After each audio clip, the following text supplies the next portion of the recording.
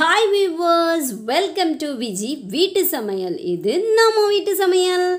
நம்ம இன்னைக்கு பார்க்க போகிறது போன வீடியோவோட கண்டினியூஷன் தாங்க இந்த வீடியோ.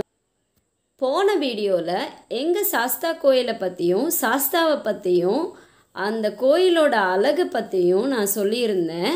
பார்க்காதவங்க கீழே டிஸ்கிரிப்ஷன் பாக்ஸில் அதோட லிங்க் கொடுக்குறேன், கண்டிப்பாக போய் பாருங்கள், ரொம்ப பிடிக்கும் உங்களுக்கு. இந்த வீடியோவில் நான் உங்களுக்கு எங்கள் அப்பா வீட்டு சாஸ்தாவை பற்றியும் அந்த கோயில் எங்கே இருக்குங்கிறத பற்றியும் எவ்வளோ அழகாக இருக்குங்கிறத பற்றியும் நாங்கள் எப்படி என்ஜாய் பண்ணோங்கிறத பற்றியும் காட்டுறேன். இந்த சாஸ்தாவோட பேர் செங்கலமுடையார் சாஸ்தாங்க. இந்த கோவில் எந்த இடத்துல அமைஞ்சிருக்குது அப்படின்னா திருநெல்வேலி மாவட்டத்தில் கயத்தாறுலேருந்து தேவர்குளம் போகிற ரோட்டில் 1 கிலோமீட்டர் தொலைவில் இடது பக்கத்தில் கோவில் அமைஞ்சிருக்குங்க.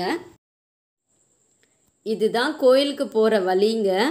கயத்தாறுலேருந்து தேவர்குளம் ரோட்டில் வந்துட்டுருக்கோம். நம்ம கோயிலுக்கு வந்தாச்சு. நிறைய கூட்டம் இருக்குன்னு நினைக்கிறேன். நிறைய வண்டியெல்லாம் நிற்கிது.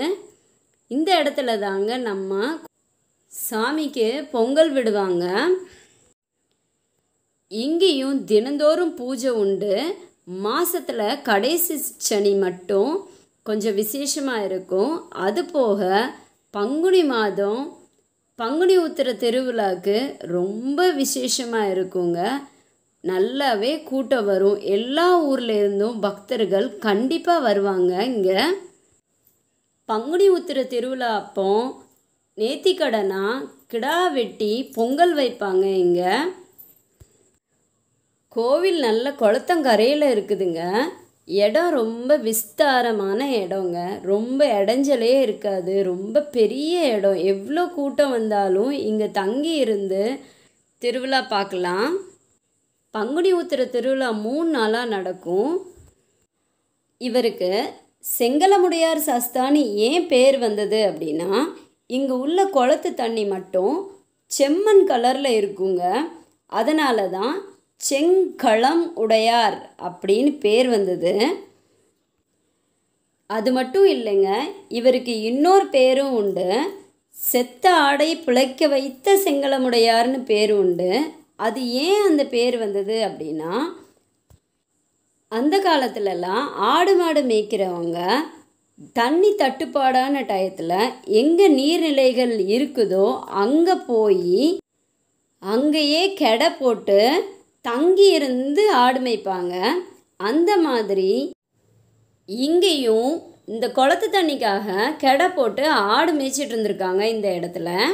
அப்போ தினந்தோறும் நம்ம சாமிக்கு அபிஷேகம் நடக்குங்க. ஒரு நாள் நம்ம சாஸ்தாவுக்கு அபிஷேகத்துக்கு பால் வரலையாங்க. அதுக்காக அங்கே பூஜை பண்ணுறவங்க அந்த இடத்துல கெடை போட்டிருந்தவங்க கிட்ட போய் எங்கள் சாமிக்கு அபிஷேகம் பண்ண உங்கள் ஆட்டுப்பால் தாங்க அப்படின்னு கேட்டிருக்காங்க.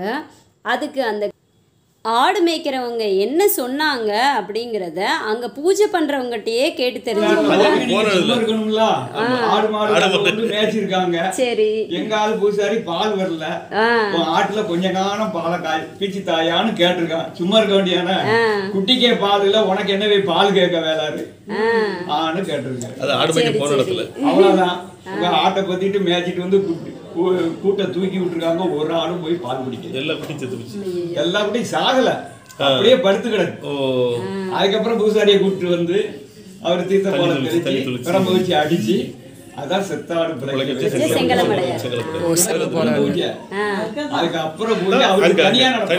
அதுக்கப்புறம் வர வாங்கிட்டாரு. இந்த காரணத்துக்காக தாங்க ஆயிரங்காவு சாஸ்தா கோயில் பக்தர்கள் ஒரு பகுதியினர் அந்த கோயிலை கும்பிட்டாலும் இந்த கோயிலுக்கும் கண்டிப்பாக கும்பிடணும் அப்படிங்கிறது கட்டாயங்க அவங்களுக்கு. இந்த கோயிலோட ரொம்ப முக்கியமான விஷயமே இந்த ஆலமரம் தாங்க. சாஸ்தா நல்ல குளத்தங்கரையில் ஆலமரத்து நிழலில் காற்றோட்டமான இடத்துல ரொம்ப ரம்மியமாக அமர்ந்திருக்காருங்க. ஸோ இந்த கோயில்லையும் ஆலி சிலை பெருசாக இருக்குதுங்க. இவர் காவல் தெய்வங்கிறதுனால கோயிலுக்கு வெளியில் இருக்கிறாரு. அதுபோக சாஸ்தாவுக்கு முன்னாடி இரு பக்கத்துலேயும் குதிரை வாகனத்தில் காவல் தெய்வங்கள் இருக்கிறாங்க. பாருங்கள் எவ்வளோ துடிப்பாக இருக்கிறாங்கன்னு. ஸோ இவ்வளோ அழகான கோயிலுக்கு வந்து கண்டிப்பாக மனசார நீங்கள் வேண்டிக்கிட்டீங்கன்னா அது நிச்சயம் நடக்குங்க. ஸோ நம்பிக்கையோடு வாங்க, நீங்கள் நினச்சதும் நிறைவேறும். பாருங்கள் ஆலமரத்து கிளையில குழந்தைங்க எவ்வளோ அழகாக விளையாடுறாங்கன்னு. நல்ல ஊஞ்சல் மாதிரி இருக்குங்க. நாங்களும் நல்லா ஆடி என்ஜாய் பண்ணி இங்கேயும் ஆயிரக்கணக்கான மக்களுக்கு அன்னதானம் கொடுக்குறாங்க. பங்குனி திருவிழாவில் ரொம்ப விசேஷமாக எல்லா மக்களுக்குமே அன்னதானம் உண்டு. பாருங்க ஆலமரத்தோட ஒரே கிளையில் எவ்வளோ பேர் ஏறினாலும் அது தாங்குது. அதுதாங்க ஆலமரம். ஆலமரத்து விழுது கூட அவ்வளோ ஸ்ட்ராங்காக இருக்கும். இப்போ மழை இல்லைங்கிறதுனால உங்களுக்கு குளம் வந்து வறண்டு தெரியுது. மழை பெஞ்சுதுன்னா குளம் நிறைய தண்ணியோடு நிரம்பி இருக்கும். ஸோ இவ்வளோ அழகான சக்தி வாய்ந்த கோயிலை கண்டிப்பாக ஒரு முறையாவது வந்து தரிசனம் பண்ணிட்டு போங்க.